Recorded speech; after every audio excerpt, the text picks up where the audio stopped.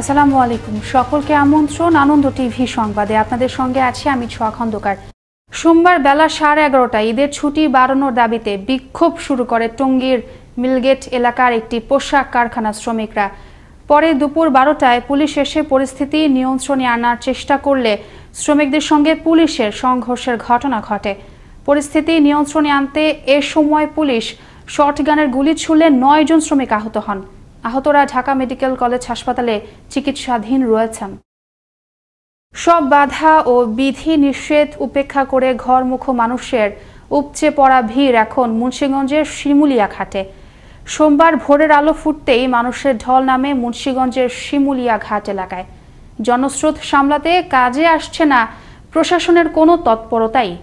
সোমবার সকাল 6টার পর কয়েকটি অ্যাম্বুলেন্স এবং কয়েক হাজার যাত্রী নিয়ে একটি ফেরি বাংলাবাজার ঘাটের উদ্দেশ্যে শিমুলিয়া ঘাট ত্যাগ করে। ঘাট এলাকায় এখনও অপেক্ষমান হাজার হাজার যাত্রী। গণপরিবহন বন্ধ, রাস্তায় বিজিবি ও পুলিশের টহল থাকার পরও হাজার হাজার মানুষ বিভিন্নভাবে আসছে ফেরি ঘাটে।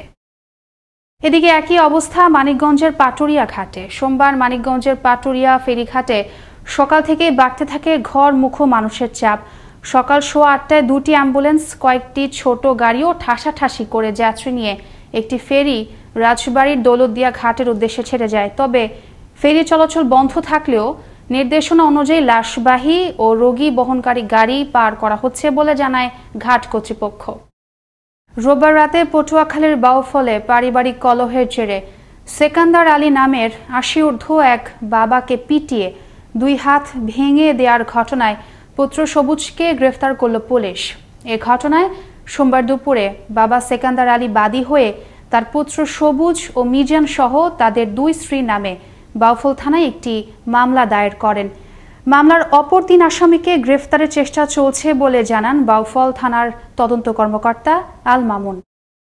রোববার দ্বিতীয় চালানে মেট্রো রেলের আরও 6টি কোচ নিয়ে মোংলা বন্দরে ভিড়ে এমভি ওশান গ্রেস নামের একটি জাহাজ।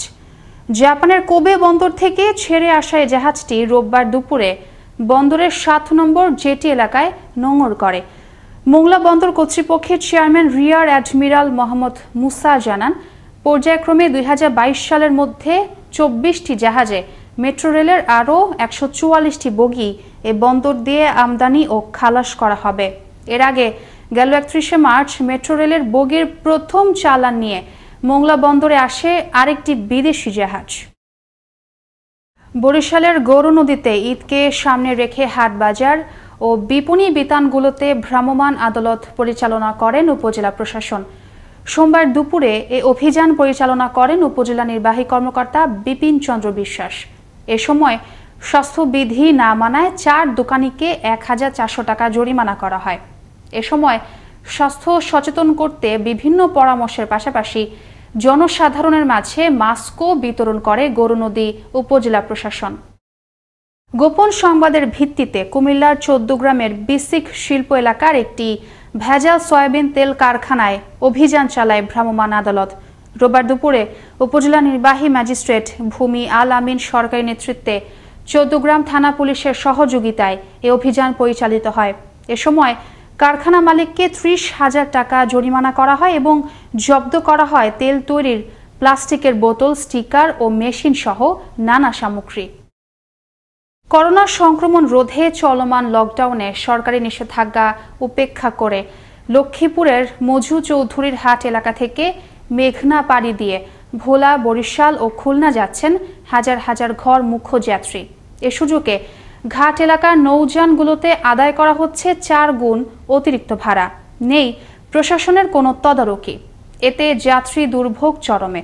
লক্ষ্মীপুর থেকে বিএম সাগরের পাঠানো তথ্য ভিডিওচিত্র দেখুন ডেস্ক রিপোর্ট।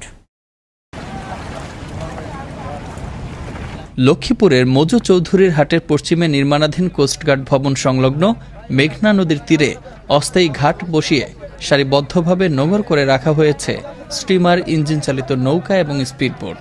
আর এ লকডাউনের এ সময়টাতে যখন শিমুলিয়া ও পাটুরিয়া ঘাটে যাত্রী পারাপার বন্ধ, তখন বিকল্প পথ হিসেবে লক্ষ্মীপুর দিয়ে ভোলা হয়ে বরিশাল ও খুলনার পথ ধরছেন অনেকেই। দল বেঁধে ঢাকা এবং চট্টগ্রাম থেকে বরিশাল, ভোলা ও খুলনাগামী যাত্রীরা ঘাটে এসে করছেন ভিড়।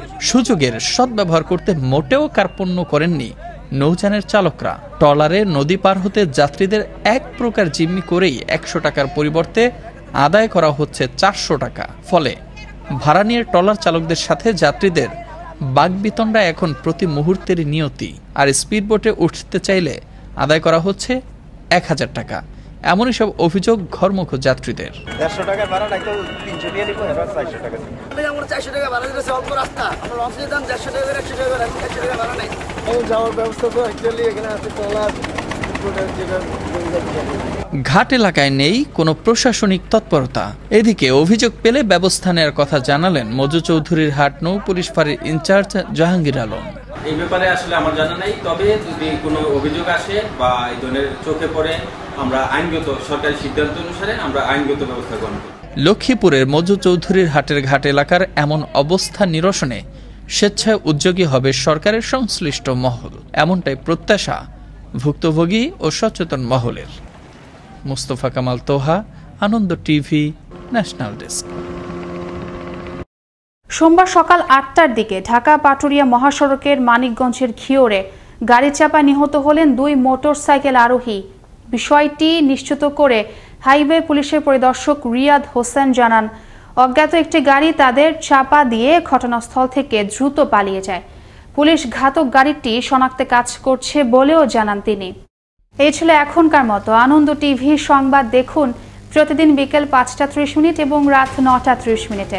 আনন্দ টিভির সঙ্গে থাকার জন্য সকলকে ধন্যবাদ।